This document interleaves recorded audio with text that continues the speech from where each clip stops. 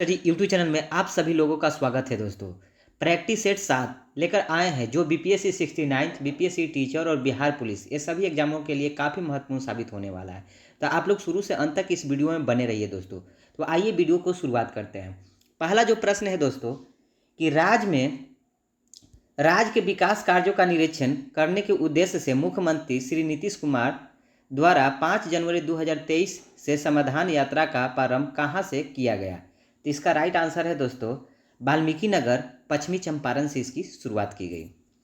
चलिए अगले प्रश्न की ओर आते हैं। अगला जो प्रश्न है, बिहार में जाति आधारित जनगणना के संबंध में कौन सा कथन सत्य है। तो इसमें कथन ए, कथन बी और कथन सी ये तीनों ही सही है दोस्तों। कि राज्य में पहला जो कथन है कि राज्य में 7 जनवरी 2023 से पहले चरण की जातीय जनगणना की शुरुआत की गई, बिल्कुल सही है। जातीय जनगणना की शुरुआत मुख्यमंत्री नीतीश कुमार ने वैशाली के हरसेर गांव से की, ये भी सही है। जाति आधारित जनगणना कराने वाला बिहार कर्नाटक के बाद दूसरा राज्य है, ये भी बिल्कुल सही है दोस्तों। आइए अगले प्रश्न की ओर आते हैं। अगला जो प्रश्न है कि दिल्ली हाट की तर्ज पर बिहार के किस जिले में मिथिला हाट का लोकार्पण मुख्यमंत्री नीतीश कुमार द्वारा किया गया। तो इसका राइट आंसर है दोस्तों मधुबनी। अगला प्रश्न है कि 12 जनवरी 2023 को मुख्यमंत्री नीतीश कुमार ने बिहार के किस जिले में राज्य के दूसरे तारामंडल का उद्घाटन किया। तो इसका राइट आंसर है दोस्तों दरभंगा। अगला प्रश्न है कि केंद्रीय गृह मंत्रालय ने बिहार के किस जिले के महिला पुलिस थाने को वर्ष 2022 के लिए देश के शीर्ष 3 थानों में चुना है। तो इसका राइट आंसर है दोस्तों आपका अरवल। अगला प्रश्न है कि केंद्रीय सरकार ने आकांक्षी जिला कार्यक्रम की तर्ज पर आकांक्षी प्रखंड कार्यक्रम की शुरुआत की है। इसके लिए देश के चयनित 500 पिछड़े प्रखंडों में बिहार के कितने प्रखंड शामिल है। तो इसका राइट आंसर है दोस्तों 61। अगर आप वीडियो को लाइक नहीं किए हैं दोस्तों तो लाइक कर दीजिए और मेरे चैनल को सब्सक्राइब जरूर कर दीजिए दोस्तों, और अपने दोस्तों के बीच शेयर भी कर दीजिए कि जिससे लोगों को फायदा हो। चलिए अब अगले प्रश्न की ओर आते हैं। अगला जो प्रश्न है दोस्तों कि 12 जनवरी 2023 को पूर्व केंद्रीय मंत्री और जनता यूनाइटेड के पूर्व राष्ट्रीय अध्यक्ष शरद यादव का निधन हो गया। इनके संबंध में कौन सा कथन सत्य है। तो आपका कथन ए, कथन बी और कथन सी ये तीनों ही सत्य है। पहला कथन है कि उनका जन्म मध्य प्रदेश के बाबई गांव में हुआ था, ये बिल्कुल सही है। वे मधेपुरा से 4 बार सांसद रहे, ये भी बिल्कुल सही है। वे लोकसभा से 7 बार और राज्यसभा से 3 बार सांसद बने, ये तीनों ही दोस्तों सही है। चलिए अगले प्रश्न की ओर आते हैं। अगला जो प्रश्न है 8वां नंबर कि हाल ही में बिहार के महाधिवक्ता के रूप में किसे नियुक्त किया गया है। तो ये पीके कुमार शाही माने पीके शाही जी को माने प्रशांत कुमार शाही जी को नियुक्त किया गया है दोस्तों। ये पहले पटना हाई कोर्ट के सीनियर वकील थे। चलिए अगले प्रश्न की ओर आते हैं। अगला जो प्रश्न है कि राज्य के लोगों के लिए हाई कोर्ट और सुप्रीम कोर्ट की सुनवाई के लिए किस जिले में self mood and digital court बनाया गया है। तो इसका राइट आंसर है दोस्तों भागलपुर। अगला प्रश्न है निम्नलिखित में से किसे पद्म पुरस्कार 2023 से सम्मानित नहीं किया गया है। तो इसमें का राइट आंसर है दोस्तों दिलीप कुमार शास्त्री जी को पद्म पुरस्कार से सम्मानित नहीं किया गया है। अगर बात किया जाए तो सुभद्रा देवी, आनंद कुमार और कपिल देव प्रसाद ये तीनों को आपको पद्म पुरस्कार 2023 से सम्मानित किया गया है, याद रखिएगा। अगला प्रश्न है कि केंद्रीय मंत्री राजकुमार सिंह द्वारा किस जिले के सदर अस्पताल में डॉक्टर आपके द्वार योजना की शुरुआत किए हैं। तो इसका राइट आंसर है दोस्तों भोजपुर जिला। भोजपुर जिला के ही आपके डॉक्टर है आर.के. नारायण सिंह कहा जाता है या आर.के. सिंह कहा जाता है, याद रखिएगा। चलिए अगले प्रश्न की ओर आते हैं। अगला जो प्रश्न है कि बिहार के किन जिलों में अब कोई भी बच्चा स्कूल से बाहर नहीं है। तो किन जिलों का, तो सिवान और अरवल ऐसा जिला बना है अब कोई भी बच्चा स्कूल से बाहर नहीं है। अगला प्रश्न है कि बिहार के किस जिले में स्थित मगध का हिमालय नाम से मशहूर वार पहाड़ पर रोपवे का निर्माण किया जा रहा है। तो इसका राइट आंसर है दोस्तों जहानाबाद। चलिए अगले प्रश्न की ओर आते हैं। अगला जो प्रश्न है कि तिब्बती बौद्ध धर्मगुरु दलाई लामा ने किस जिले में centre for Tibetan Indian ancient wisdom आधारशिला रखी है। तो इसका राइट आंसर है दोस्तों बोध गया। अगला प्रश्न है कि उत्तर बिहार में बाढ़ रोकने के उपाय सुझाव के लिए विशेषज्ञ समिति का गठन किया गया है। इसके अध्यक्ष निम्नलिखित में से कौन है? तो इसके जो अध्यक्ष है उनका नाम है RK जैन। अगला प्रश्न है कि पटना के गांधी मैदान में आयोजित गणतंत्र दिवस समारोह 2023 में किस विभाग की झांकी को प्रथम पुरस्कार मिला? तो इसका राइट आंसर है पंचायती राज विभाग का जो झांकी था उनको प्रथम पुरस्कार मिला है दोस्तों। अगला प्रश्न है कि लगभग कितने प्रतिशत महिलाएं पुलिसकर्मियों के साथ बिहार देश में प्रथम स्थान पर है? तो ये 29% पुलिसकर्मी बिहार पुलिस में है दोस्तों और बिहार इसमें प्रथम स्थान पर है। अगले प्रश्न की ओर आते हैं। अगला जो प्रश्न है कि निम्नलिखित में से किस राज्य ने हरियाणा को हराकर 32वीं सब जूनियर नेशनल कबड्डी चैंपियनशिप के बालक वर्ग का खिताब जीता है? तो इसका राइट आंसर है दोस्तों बिहार। अगला प्रश्न है कि सुल्तानगंज से खाली स्थान के बीच 1710.77 करोड़ की लागत से बन रहे पुल को पिलर की संख्या 10 पर भारत का पहला डॉल्फिन ऑब्जर्वेशन सेंटर बनेगा? तो इसका राइट आंसर है अगुवानी के बीच, माने सुल्तानगंज से अगुवानी के बीच जो है दोस्तों 1710.77 करोड़ की लागत से आपका डॉल्फिन ऑब्जर्वेशन सेंटर बनेगा। अगला प्रश्न है कि ऑक्सफेम इंडिया द्वारा जारी India equality report 2022 digital divide report के अनुसार डिजिटल डिवाइड में न्यूनतम इंटरनेट पहुंच वाला राज्य कौन सा है? तो इसका राइट आंसर है बिहार। माने डिजिटल डिवाइस में न्यूनतम इंटरनेट पहुंचने वाला जो राज्य है दोस्तों वो आपका बिहार है। अगले प्रश्न की ओर आते हैं। अगला प्रश्न है कि बिहार के जेपी सेतु के समानांतर गंडक नदी पर बनने वाले देश के सबसे लंबे पुल को मंजूरी दी गई है। इसके संबंध में कौन सा कथन सत्य है? तो इसमें आपका कथन ए, कथन बी और कथन सी ये तीनों ही सत्य हैं।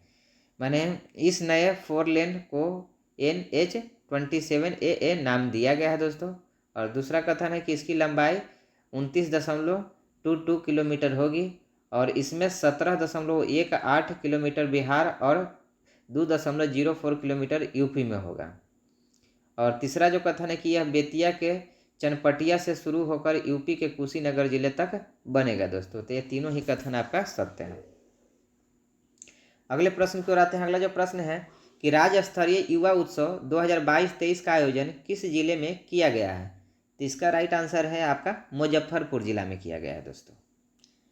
जो मुजफ्फरपुर के शाही लीची को GI टैग भी मिला है, आप लोग इससे भी याद रखिएगा। बिहार के किस जिले में स्थित फतुहा में मल्टी मॉडल लॉजिस्टिक पार्क स्थापित किया जाएगा? तो इसका राइट आंसर है दोस्तों आपका पटना जिला का ही में ही स्थित है फतुहा, वहीं पर आपको बन रहा है मॉडल लॉजिस्टिक पार्क। अगला प्रश्न है दोस्तों कि 2023 रणजी ट्रॉफी फ्लैट ग्रुप के फाइनल मुकाबले में किस राज्य से हराकर पहली बार चैंपियन बना और 47 वर्षों के बाद एलिट ग्रुप में अपना स्थान सुरक्षित कर लिया है? तो इसका राइट आंसर है दोस्तों आपका पश्चिम बंगाल। 25 नंबर जो प्रश्न है कि बिहार में पीतल गांव नाम से प्रसिद्ध प्रयोग को मुरादाबाद के तर्ज पर पीतल उद्योग के लिए विकसित करने की योजना तैयार की गई है, यह किस जिले में स्थित है? इसका राइट आंसर है दोस्तों यह पटना जिला में स्थित है, जहां बर्तनों के लिए पीतल के बर्तनों के लिए प्रसिद्ध है दोस्तों, जिसे प्रयोग जो कोइलवर पुल के पास है। चलिए अगले प्रश्न पर आते हैं। अगला जो प्रश्न है कि नदियों के व्यवहार का अध्ययन करने के लिए बिहार के किस जिले में देश का दूसरा फिजिकल मॉडलिंग सेंटर का निर्माण किया जा रहा है? तो इसका राइट आंसर है दोस्तों बीरपुर, जो सुपौल जिला में है। अगला प्रश्न है दोस्तों कि हाल ही में बिहार के किस व्यक्ति को युवाओं को दिए जाने वाले सर्वोच्च पुरस्कार राष्ट्रीय युवा पुरस्कार के लिए चयनित किया गया है? तो बिहार के जो व्यक्ति हैं उनका नाम है अरुणेश कुमार। अगला प्रश्न है 28 नंबर कि हाल ही में भारतीय जनता पार्टी BJP के वरिष्ठ नेता केसरी नाथ त्रिपाठी का निधन हो गया, उनके संबंध में कौन सा कथन सत्य है? तो आपका कथन ए, कथन बी और कथन सी ये तीनों ही सही है दोस्तों। कथन ए में कि पश्चिम बंगाल के वह पूर्व राज्यपाल रह चुके हैं, बिल्कुल सही है। 3 बार यूपी विधानसभा के अध्यक्ष भी रह चुके हैं, ये भी सही है। और बिहार के पूर्व राज्यपाल भी थे। ये भी बिल्कुल सही है दोस्तों। अगले प्रश्न की ओर आते हैं। अगला जो प्रश्न है दोस्तों कि चुनाव आयोग ने किस जिले की लोक गायिका मैथिली ठाकुर को बिहार का स्टेट आइकॉन नियुक्त किया है? तो ये जो मैथिली ठाकुर है ये मधुबनी से ताल्लुक़ रखती हैं और मधुबनी जिला से बिलोंग करती है और इन्हीं को बिहार सरकार ने स्टेट आइकॉन के रूप में नियुक्त किया। चलिए अगले प्रश्न की ओर आते हैं। अगला प्रश्न है कि रामायण रिसर्च काउंसिल के तत्वाधान में किस जिले में माता सीता जी की 251 फीट ऊंची प्रतिमा का निर्माण किया जा रहा है? तो इसका राइट आंसर है दोस्तों सीतामढ़ी। सीतामढ़ी में सीता जी की 251 फीट की ऊंची प्रतिमा का निर्माण किया जा रहा है दोस्तों। अगला प्रश्न है कि केंद्र सरकार की ओर से उच्च शिक्षा पर जारी अखिल भारतीय सर्वेक्षण 2020-21 में बिहार ने देश के शीर्ष राज्यों में कौन सा स्थान हासिल किया है? तो इसका राइट आंसर है दोस्तों 7वां स्थान हासिल किया है। अगला प्रश्न है कि 51 शक्तिपीठ इंटरनेशनल मिशन ने 251 करोड़ रुपए की लागत से किस जिले में 51 शक्तिपीठ धाम महामंदिर बनाने का निर्णय लिया है? तो इसका राइट आंसर है दोस्तों आपका पटना। अगला प्रश्न है कि हाथी पांव मरीजों को दिव्यांगता की श्रेणी में जोड़ने वाला बिहार का पहला जिला कौन सा बना है? तो जो आपका फलेरिया जो होता है हाथी पांव जो फूल जाता है उसको दिव्यांगता के रूप में श्रेणी में जोड़ने के लिए पूर्णिया जिला ने शुरू किया है दोस्तों। अगला प्रश्न है कि निम्नलिखित में से किसे राष्ट्रपति द्वारा विशिष्ट सेवा पदक से सम्मानित किया गया है? तो आपका विनय कुमार शर्मा जी और विनय कृष्ण जी ये दोनों को राष्ट्रपति द्वारा विशिष्ट सेवा पदक से सम्मानित किया गया। अगला प्रश्न है कि 14 जनवरी 2023 को रिलायंस जियो ने बिहार के किन शहरों में अपनी ट्रू 5G सेवाएं लॉन्च की है? तो इसका राइट आंसर है दोस्तों पटना और मुजफ्फरपुर। ये 2 जिलों में 5G सेवाएं शुरू की गई है जियो के द्वारा। अगला प्रश्न है कि जनवरी 2023 में किस जिले में 3 दिवसीय मंदार महोत्सव 2023 यानी वैंसी मेला का आयोजन किया गया है? तो इसका राइट आंसर है दोस्तों बांका। अगला प्रश्न है कि राष्ट्रीय परिवार स्वास्थ्य सर्वेक्षण 5 के अनुसार बिहार में क्रमशः कितने प्रतिशत महिलाएं एवं बच्चे कुपोषित हैं? तो अगर महिलाएं की बात किया जाए तो 63% और बच्चे जो है 69%, याद रखिएगा दोस्तों। अगले प्रश्न की ओर आते हैं। अगला जो प्रश्न है कि हाल ही में डाक विभाग और किसने मिलकर door to door parcel product योजना की शुरुआत की है? तो इसका राइट आंसर है दोस्तों भारतीय रेलवे। डाक विभाग और भारतीय रेलवे ने मिलकर door to door parcel product योजना की शुरुआत की है। अगला प्रश्न है कि संयुक्त राष्ट्र संघ में इन्वायरमेंट प्रोग्राम के कार्यकारी निदेशक एरिक सोलहेम ने ट्वीट कर बिहार सरकार के किस योजना की प्रशंसा की है? तो इसका राइट आंसर है दोस्तों गंगा जल आपूर्ति योजना, जिसके तहत पर आप लोग को पता है कि गया में गंगा जी के पानी को पहुंचाया गया है। अगला प्रश्न है कि जनवरी 2023 में नीति आयोग की ओर से आकांक्षी जिलों की नवंबर 2022 की रैंकिंग जारी की गई है। देश के 112 आकांक्षी जिलों की रैंकिंग में किस जिले को शिक्षा व्यवस्था में पहला स्थान प्राप्त हुआ है? इसका राइट आंसर है दोस्तों शेखपुरा। अगला प्रश्न है कि मदुरई तमिलनाडु में आयोजित 3 दिवसीय फेडरेशन कप कबड्डी चैंपियनशिप में बिहार की महिला टीम ने कौन सा स्थान प्राप्त किया है? तो इसका राइट आंसर है दोस्तों तृतीय स्थान। अगला प्रश्न है कि नासिक महाराष्ट्र में आयोजित 27वां राष्ट्रीय रोड साइकिलिंग चैंपियनशिप के सब जूनियर मास्टर्स बालिका वर्ग के 30 किलोमीटर श्रेणी में सारण की किस खिलाड़ी ने स्वर्ण पदक जीता है? तो इसका राइट आंसर है दोस्तों सुहानी कुमारी। अगला प्रश्न है कि गांधीनगर में आयोजित 7वीं राष्ट्रीय सब जूनियर रग्बी प्रतियोगिता में किस राज्य की टीम बालक एवं बालिका दोनों वर्ग में चैंपियनशिप बनी है? तो इसका राइट आंसर है दोस्तों बिहार।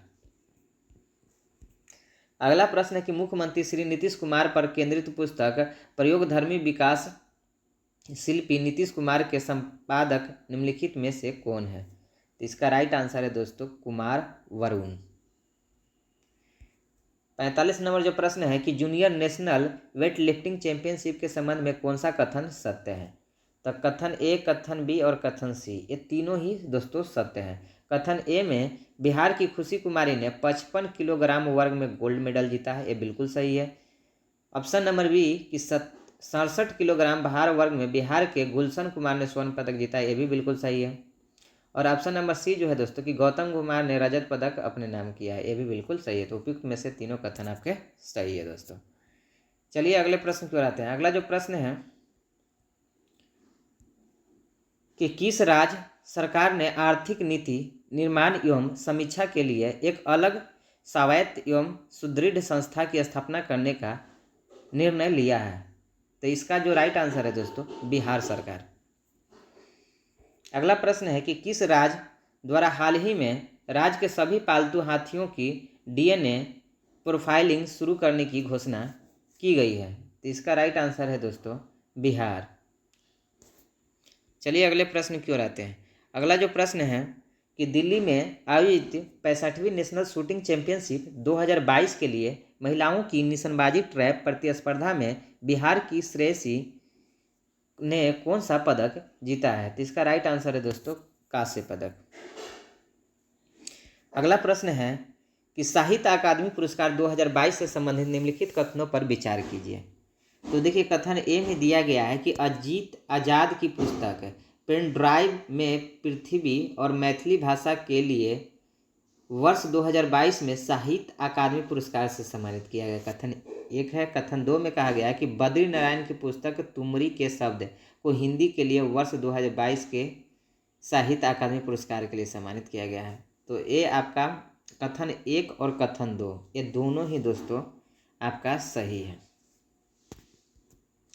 चलिए अगले प्रश्न की ओर आते हैं। अगला जो प्रश्न है निम्नलिखित में से बिहार के किस खिलाड़ी को अंडर 90 भारतीय पुरुष रग्बी टीम का कैप्टन चुना गया है?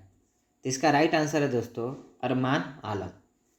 तो ये महत्वपूर्ण 50 प्रश्न से दोस्तों अगर ये वीडियो अच्छा लगा है तो इसको लाइक कीजिए, चैनल को सब्सक्राइब कीजिए और अपने दोस्तों को भी शेयर कीजिए। तब तक के लिए थैंक यू। जय हिंद, वंदे मातरम दोस्तों।